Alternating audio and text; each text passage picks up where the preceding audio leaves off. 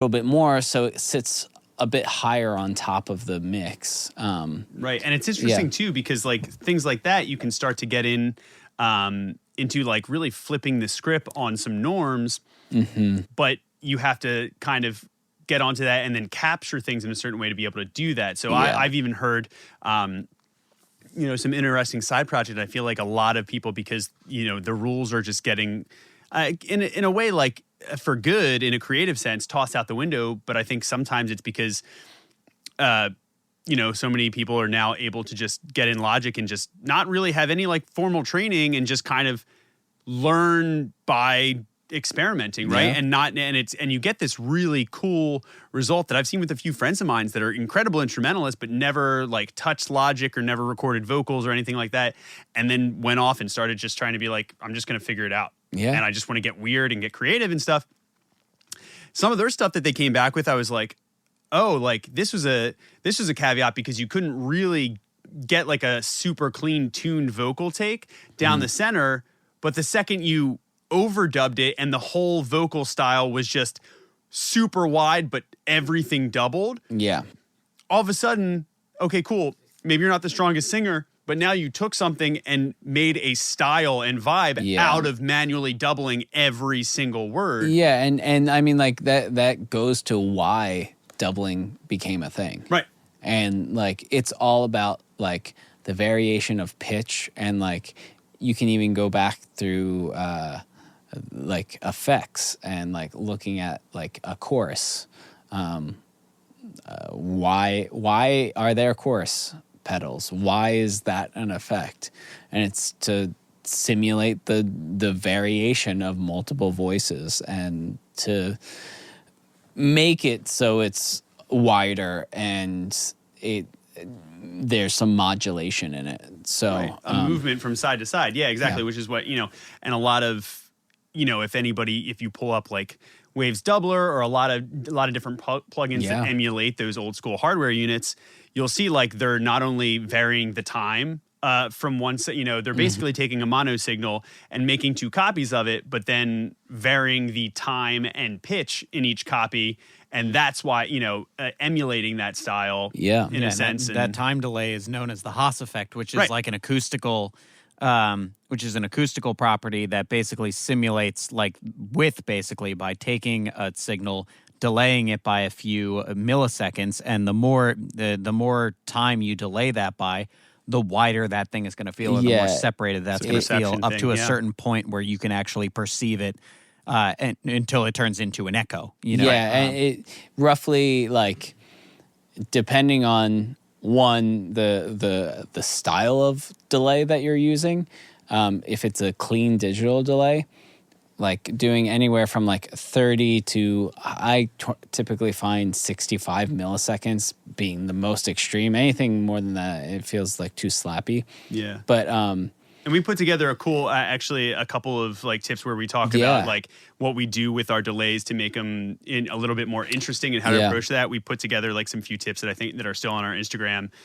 If you want to go find that at the TrueLevelStudio Instagram, because I think some of those were really neat and are things that we use all the time, because it's talking about exactly what like the old school like manual doubling and overlaying of parts creatively kind of gave rise to a lot of those effects. And like specifically, I feel like the one that gets the most love is like the automatic double tracking.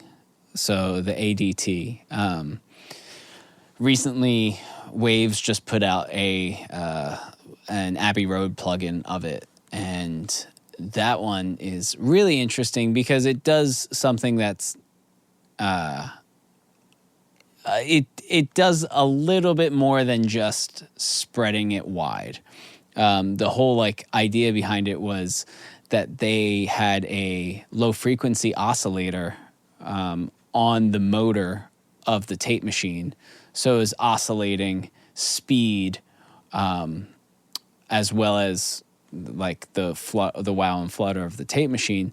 So and this was for like at Abbey Road for John Lennon. I don't know if that was the first initial use of it, but he's the one who popularized it. But that low frequency oscillator on top of the wow and flutter of the tape machine just makes for some really, really cool width and complexities that you don't get when just doing the Haas effect, when just doing that kind of stuff. And because John Lennon hated double tracking vocals, but he loved the sound of it. So this was a great So he was lazy. What you're saying, the man was lazy. Yeah, well. What you're saying is every singer beyond him that Quote gets Tom in here. Conran on that right now. Yep. John Lennon, lazy as fuck. Lazy. Lazy AF. Lazy AF. And every singer that comes in here that's just like that, I'm like, yep, dude, give me another one. Give me another one. They're all as good, if not better, than John Lennon. Oh, yeah. Definitely. Yeah. Without a doubt. Oh, I mean, you heard it here. Well, and that's a good point. Talking about overdubs and singers too, you know, like I feel like the singers are definitely the people that I end up doing the most overdubs with, because like doing things section by section for a singer allows them to like give it their all every single time, and they can take a second, they can take a breath, they can really focus in on like single words and inflections and things like that. And you do have to be really cautious while you're doing that, obviously, for reasons that we talked about earlier, of like being able to go through and you know, having like consistency throughout your sound and making sure that your signal chain is all well and good and doing exactly what you want it to do. So I think ultimately that's where you like singers especially are definitely the most prone to being brought into this part of the process, because they have like some of the hardest work to do when it comes to tracking. They have the most they have arguably one of the most physically tolling of all the instruments to track. And you know, even when you have a really great, really trained singer, it's nice to break it up for them sometimes so that they can catch their breath and really make sure that they give it their all. And that's one of the luxuries of recorded music that we have now. We sort of had it back in the day with tape machines and all that, where you could stop the track and whatever. But like, you know, like Tom was mentioning earlier, it wasn't as easy. So having all of this like digital capability available to us really makes for like a different art form in the sense, because you're able to get like some really unbelievable takes without having to do, you know, the Michael Jackson thing where he would like cut out individual words from a reel of tape and splice in words that he thought he did a better take on, or maybe it wasn't he himself, but it was somebody, you know, actually doing the cutting and the editing, where it was a really painstaking process. And I think that's something that we take for granted as modern day musicians. But I think as a community and as a profession, we've all like evolved with that art form and been able to make some really incredible art thanks to it. So and like gone are the days, for better or worse, where everyone crowds around one microphone, and like physically being farther away from the microphone is farther away in the mix. And I think that like without the capabilities of overdubbing, there a lot unlocks some very creative potential there too. Well, I think because as a recording artist, you can also in real time, you know, perform. But then it gives you the opportunity to hear something back and pivot or add to something that you might not have otherwise been able to add if you were doing everything live to tape in a studio years ago, right? Or maybe you were just out of tracks at that point. And you were like, cool, if I really just want this one last ad lib, we're going to have to bounce everything down to get and that's kind of a crazy part about like doing stuff to tape too, where like, you know, Tom is our resident tape expert, and for those of you who don't know, Tom was a tech for ATR for a while, and is an amazing wealth of knowledge on the tape machine.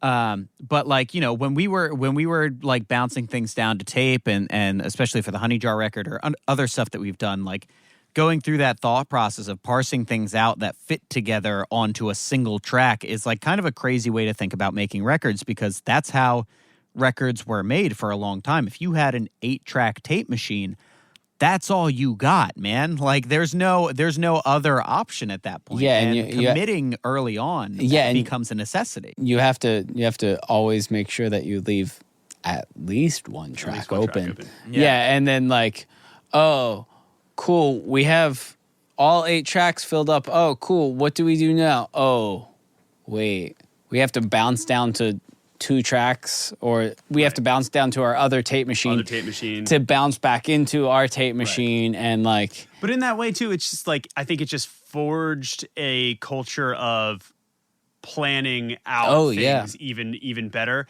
and just being more prepared on the tracking front. So, talking back about the importance of pre-production, in that era, it was like doing it live in a room and knowing that the players and everybody could hang and knew those songs cold, like down to the detail and nuance, and like were so consistent that they were going to kill it every time, that like that became way more important, where it's funny now, I see, and I feel like there is this trepidation in tracking that like should have been there back then, but now it's like, well, if you mess up, who cares? Just go for it. Don't be worried. Don't track about being worried about it. And this goes to an interesting thing that you were talking about, Adam, in terms of, especially with vocal doubles and making the process suit them, because that is definitely a physical finite resource in terms of the human voice.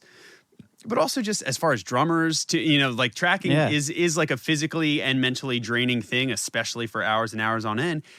But sometimes figuring out, some singers might just want to come in, Tom, like you mentioned, and just do the track down from start to finish a couple times to just be in it and live in it. And other singers might be like, hey, I work best to do like a verse into the chorus, and then let's do it again, verse into the chorus, so they can really get in the mindset of that part. And I think you have to judge that, what your flow is. And also remember that, hey, if you are able to just pull the click down to like a really reasonable, almost unnoticeable level, and just roll tape and be in your home studio and just sing through a song and have fun with it, do that a couple times and vary. And then maybe you can sew the first half of a song and the back half of another take together. And that might be a way better experience for you. And you might thrive in that setting and get way more like natural emotive takes, as opposed to continuously stopping your flow, tracking every like 16 bars at a time. Yeah. However, if it is very like pop centric and very, very stacked, right? Sometimes that can be a really effective way. If a singer's already sung that one line, the phrasing and the way everything that they're doing with the nuance is top of mind.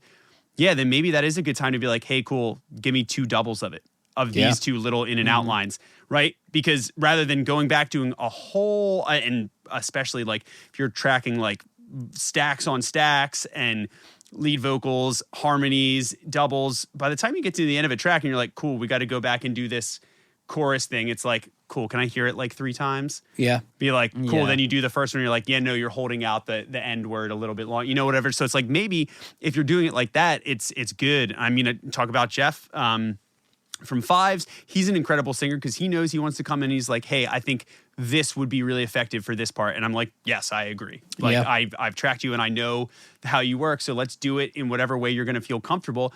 But that being said, I always have him come in and do one start to finish, just like sing the whole thing down. Yeah. So there's one underlying scratch, because honest, and I always have everything as set as I can, because and you probably know this, Adam, I know you know this. There are times when you will just get that gold right off the bat. And there are times that I will, when I'm going back through to look for like a chorus or a note, damned if that person didn't hit it on the very first take, that we was just like, cool, all right, we're warmed up, get some water, how'd that feel? How's the headphone level? So there's something about it where they just kind of come in and go for it. Yep. And sometimes that's that little extra bit. But then beyond that, breaking it down and being like, cool, let's get a safety track of this chorus, because that's the most important thing. So I want to make sure that I have a great comp of this chorus line. And then doubles can sometimes act as like, ooh, this double was even better because you were doubling it. I'm going to use that as the lead, right? And just push the other, maybe not bad take, but less emotive take to a double roll, and do that. And I think sometimes that's awesome. Which kind of gets into, I think it would be a cool exercise to kind of go out and end on this and just kind of go around the horn and talk about, and we already kind of have dipped into it a little bit, but maybe some cool creative food for thought in terms of kind of going through the instrument list and almost like a a tracking session would look like, and anything like creatively that you might stumble across in terms of, oh,